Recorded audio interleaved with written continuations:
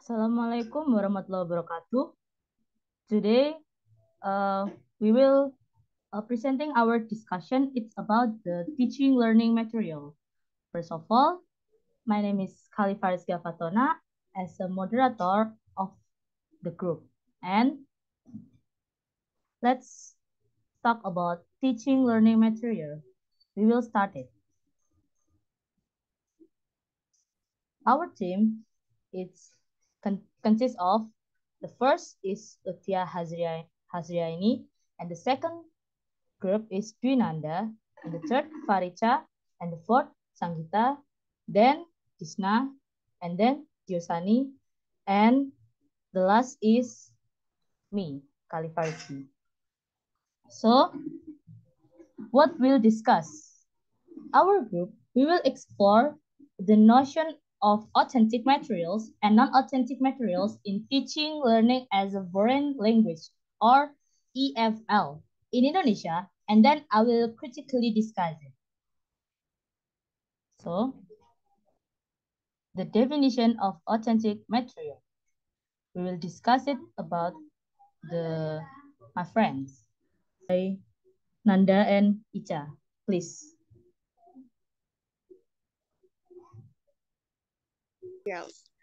Authentic materials are also known as real life or genuine materials.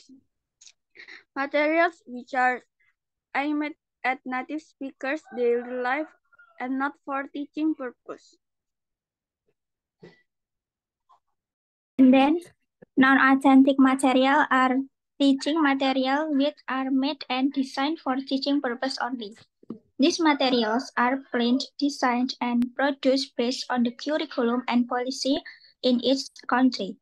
In this context, Indonesia, these materials are usually in the form of textbooks. So, this material is adapted to existing rules and the textbook is built on the needs and abilities of students.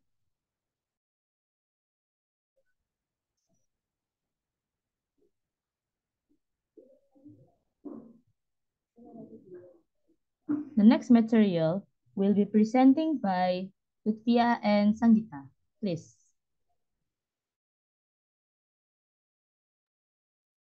English language teaching in tertiary level in Indonesia. English language in Indonesia is placed as a foreign language. One of the most common English proficiency tests in Indonesia is TOEFL test. Usually, every department put their own start of TOEFL.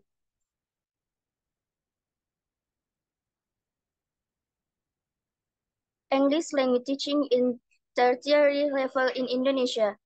English language in Indonesia is placed as a foreign language. One of the most common English proficiency tests in Indonesia is TOEFL test. Usually, every department put their own start of TOEFL score for the student to achieve. If the student fails to accomplish the score, they need to retake the test so that they can graduate.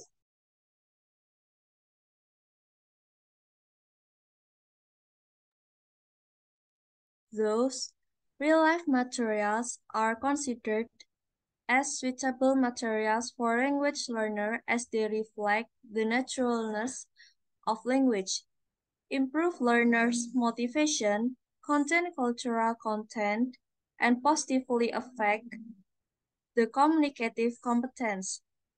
On the other side, although non-authentic materials, such as textbooks, are not as natural as authentic materials, their use in the language classroom is also prominent because non-authentic materials are more simple and appropriate with learners' context and language level. Therefore, the use of both materials can be combined during the lesson as both of materials has their own role in English language classroom.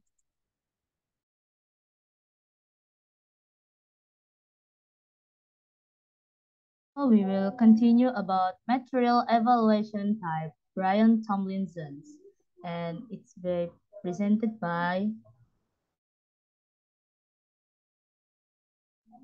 Chika, please.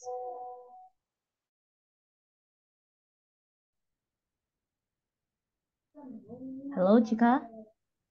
Can you hear Material it? evaluation. Yes. Materials evaluation by Brian Tomlinson. The credibility of the materials to learners, teachers, and administrators. The validity of the materials. The reliability of the materials. And then the ability of the materials to interest the learners and the teachers. Next, the ability of the materials to motivate the learners. He value of the materials for short-term learning for performance on tests and examinations. Last, the value of materials for long-term learning of both language and of communication skills.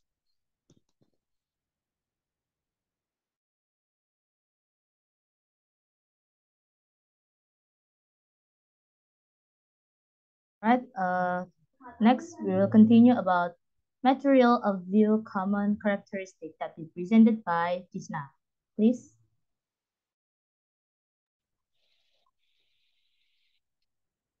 Okay, the next is materials of view common characteristic. A. The activities are mostly based on language manipulation, such as drills, comprehension tests, substitution tables. B. The topics are generally trivial and often not relevant to the learner's needs and interests. And the last, the objectives are based on the main format of the presentation, practice, production approach, or PPP, which seems to be still overwhelmingly present in so many textbooks for language teaching and yet has very little basis in research. The last material is principle in material development, will be presented by Luthfia. Please. Principle in materials development. Two frameworks for material development which aim to be principled. First, text-driven and ideal for developing course books and supplementary classroom material. And the second, text-driven and ideals for localizing and personalizing classroom material and autonomous learning. All right. This material is end, and we will say thank you, and I will say sorry for all of mistakes for my presenting or our group presenting. And thank you for your attention. And wassalamualaikum warahmatullahi wabarakatuh. Good morning, everyone.